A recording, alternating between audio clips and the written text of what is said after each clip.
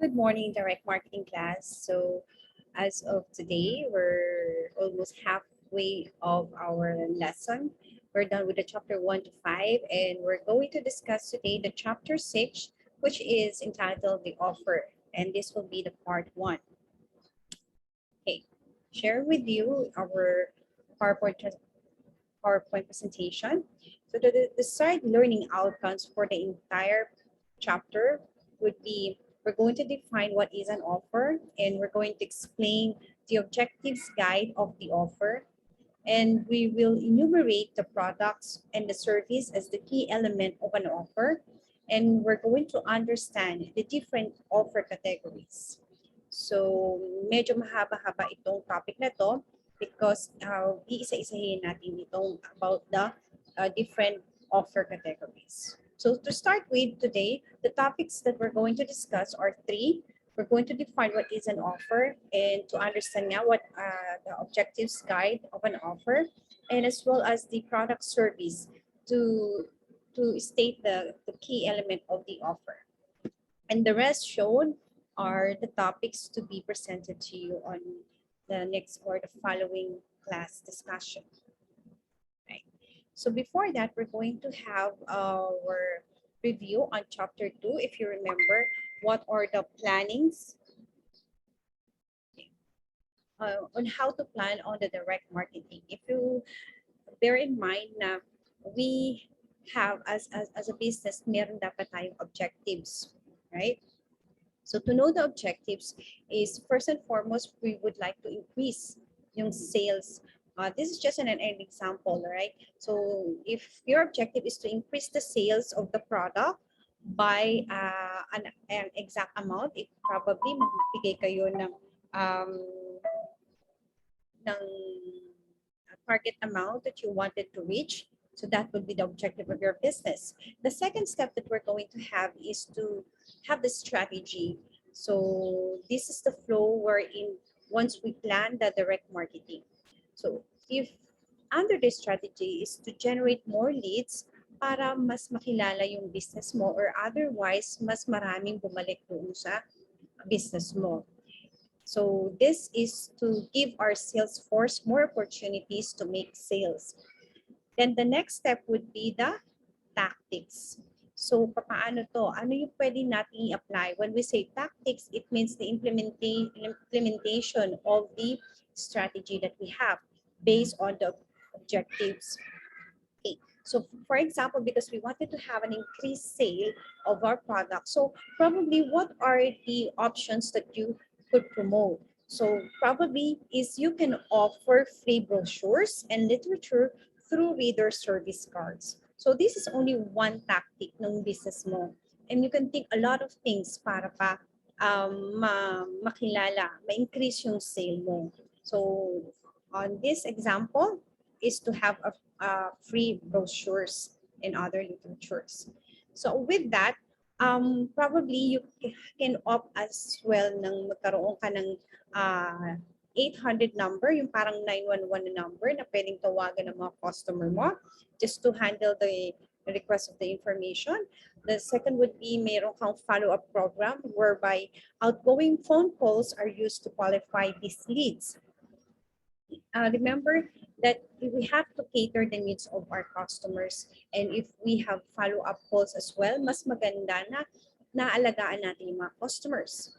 Then next is you probably can have an integration of the program with personal selling so that qualified prospects can be contacted by the sales personnel in writing. So it probably would be more proficient if we have a target date kung kailan mo magkakaroon ng personal selling. Right? So that is the flow strategies and the tactics that you're going to accomplish the objectives. And the response or the output would be the response of your customer or the target customers. So the type of response is largely a consequence of the tactics employed. Kung ano man din yung naging resulta ng tactics na ginawa mo, probably mostly of the customers, sabihin natin, is 40% or 50% responded to your offer. So the level of response is another matter. So it's either yes or no, or probably they are still thinking. And there are several factors have a bearing on the results. So it will always rely on what is offered, to whom the offer is made. Kanino ba natin dinadirect yung offer na yon? Remember yung kung sino yung target market natin? Is it the generation X or generation Y or the the the millennials? Always remember that, and how it is presented. So the different kind of offer would really have a great impact when it comes to planning on direct marketing. So moving on with our lesson, what is an offer? So ngayon may idea na tayo. It will always fall under the tactics. So to know what is the meaning of the offer, it says that offers are the terms under which the product or service are being sold. And the fact that uh, when we have this offer, it represents 40% of the success of your direct marketing campaign. So if you will really push way back on the, having the offer to your customers or the promos na gusto nyo implement dun sa business nyo, imagine the 40% of the response. It's a huge number para talagang ma-regain din natin yung mga customers, magkaroon tayo ng new leads and whatever. So, ganyan ang impact ng offer. And an offer is what a seller proposes in an exchange. The more attractive its items, the higher the level of response. We would always consider on how are we going to promote. So, yun yung magandang paraan. And with this chapter, we're going to understand how are we going to offer the product or the service. Okay. So what is the offer objective? The offer is the proposition you make to the prospect, which is yung direct target natin or the consumers. It's either using the direct mail or e-marketing promotion. And bear in mind that when we say the deal, you're proposing if the prospect would say yes. The offer has one purpose, and that is, of course, to generate a response. So if going back again with the flow strategy, what is the objective will be the first one. Next would be the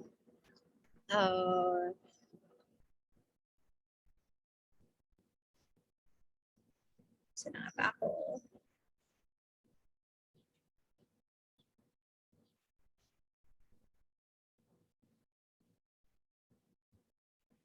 The second one would be the strategy and the tactics which the offer you are now giving to your clients.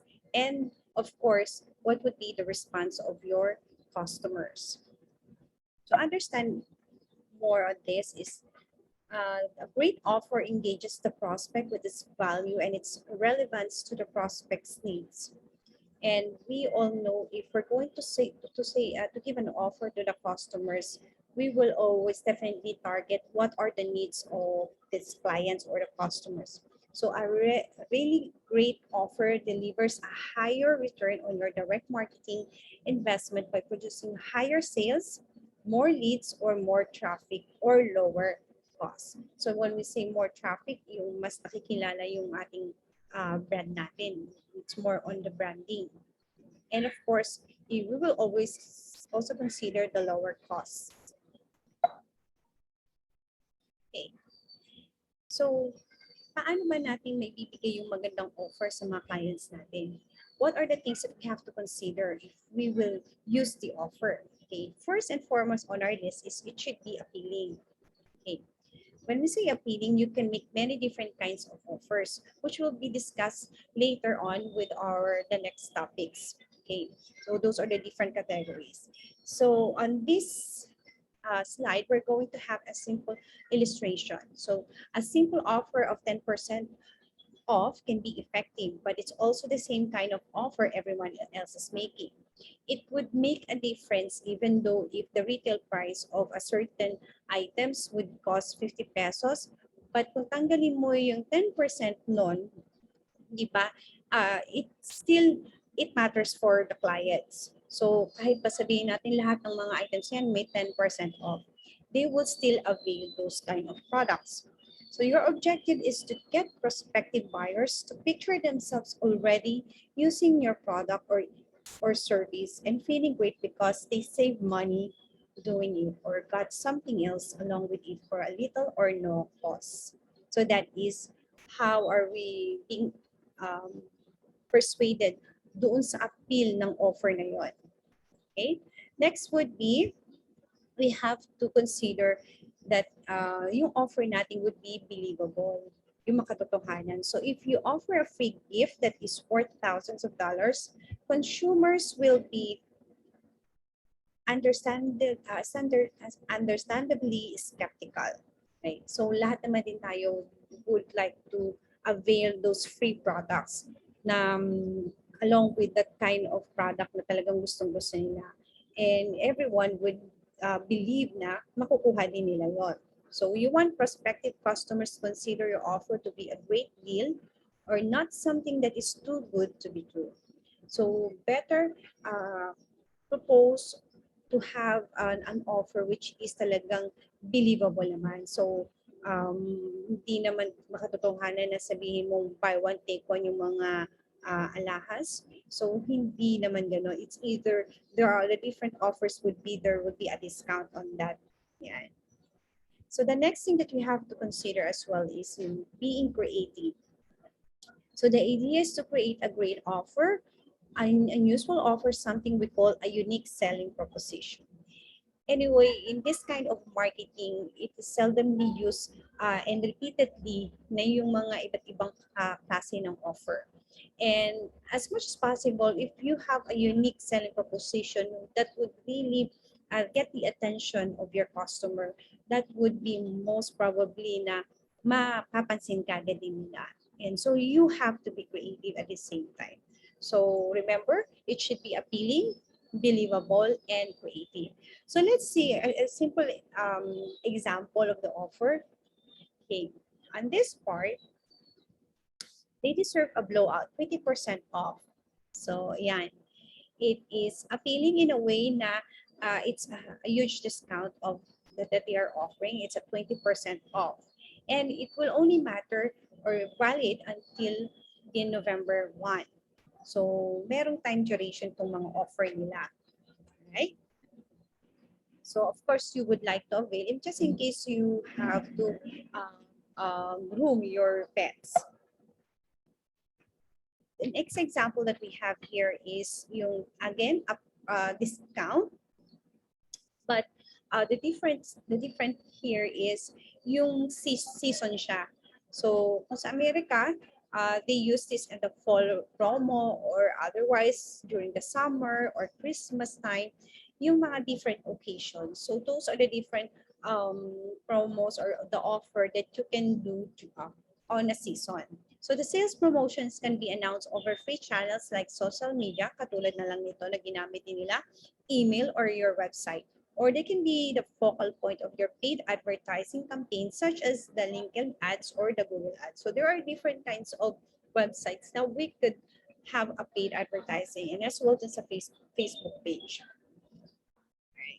So you can see here the page of this Will and States or na nakalagay yung fall promotion nila.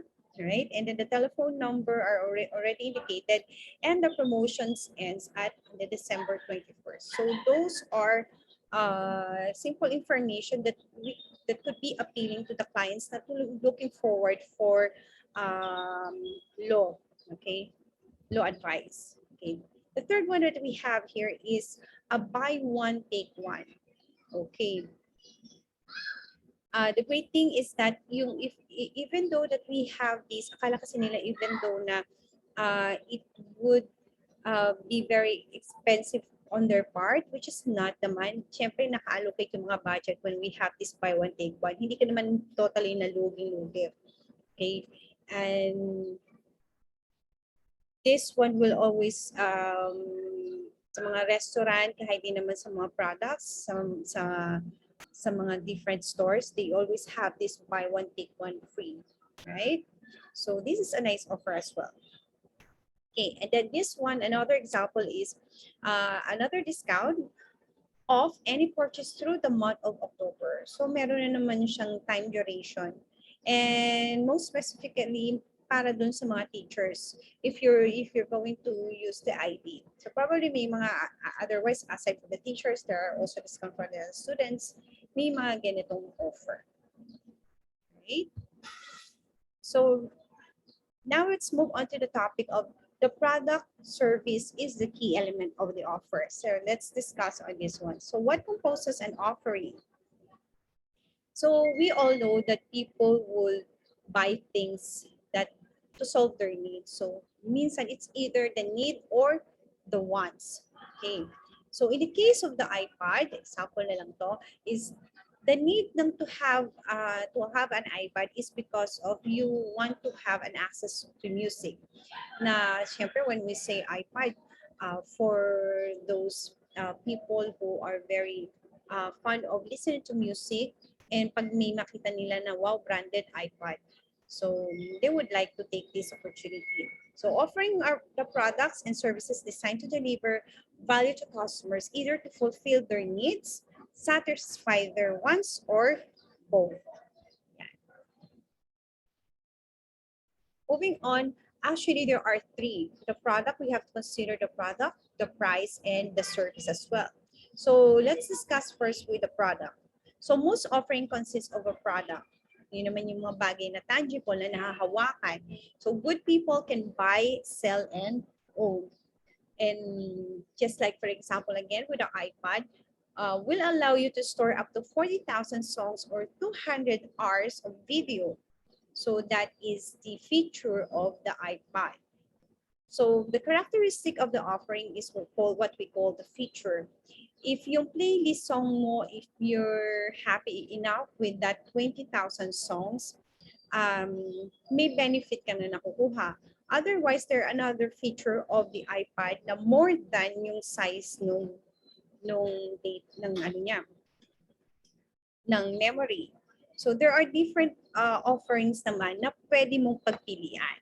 But then again, if you're happy enough with the exact memory, you will better choose what is right for you. Right. Okay. So for example, you won't be willing to pay more for the extra storage if you only need half that much. So yun yung offer na probably 1 GB lang ang kailangan mo, but the other features would be 1 TB, 1 terabyte na mas malaki. But of course, it goes along with the price as well. So features then matter differently to different customers or consumers based on each individual's needs. And sabi nga dito sa pinaka-reminder, remember the value equation is different for every customer. And that's why there are different kind of features kahit isa lang ang brand. Diba? If they are happy enough with this simple feature or more sophisticated feature, as long as na-satisfy natin yung needs and wants ng customer natin. Next would be the price. We have to consider as well the price when we give an offer. So an offering also consists of a price or the amount people pay to receive the offering's benefit. The price paid can consist of one-time payment, or it can consist of something more than that. Many consumers think of a product's price as only the amount they pay. However, the true cost of owning an iPad, for example, is the cost of the device itself plus the cost of the music or videos downloaded onto it. There are certain peculiar consumers if they are not very yung bang branded, how can I say na yung hindi sila masyadong makaano sa mga brand. They are not very aware of their brand. But then again, if there are people that there are well known with that kind of the brand, like just like the iPad or compared with the other simple one, the price will definitely, they will not consider the price, but the others will, they would really reach out with the quality of the product. So when it comes to the price, they have to consider as well. So when we say the total cost of ownership, then it is the total amount someone pays to own, use, and eventually dispose of a product. So pag binili mo yung isang bagay na yun, that is what we call the TCO. Okay. Lastly would be the service. So if a while ago, the key element of the offer is either the product and as well as the price. Next would be the service. If the service is, if the product is tangible, so it's either kabaliktaran naman ang service, which is intangible, right? So another example here is yung service ng haircut. So when you purchase a haircut, it's not something you can hold. Hindi mo siya pwedeng huwakan or pwedeng maibigay sa ibang tao. Pwede mong maibenta. Hindi katulad ng product that you can, with the iPad, you can resell it if you're done with that, or you can give it away. So pure services are offerings that don't have any tangible characteristics associated with them. So that's the difference between the two. Okay, another example here is the service of skydiving. Okay, it's purely a pure service. So, wala ka malang, kahit nagbayad ka, nawalan ka na ng pera, but then again, yung service that you have with you is yung experience mo na mag-skydive ka is worth it. Kasi yung memories that you have, that you did that event. Yeah, so ganun siya.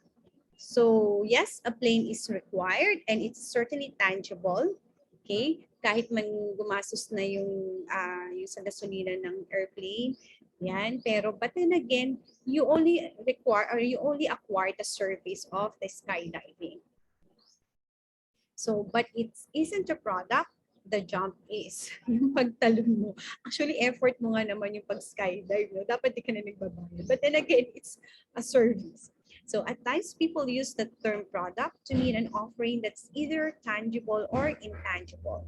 So for example, yung mga bangko, they often advertise specific types of loans or financial products, or they offer to the consumers. Yet truly, these products are financial services. So the term product is frequently used to describe an offering of either type.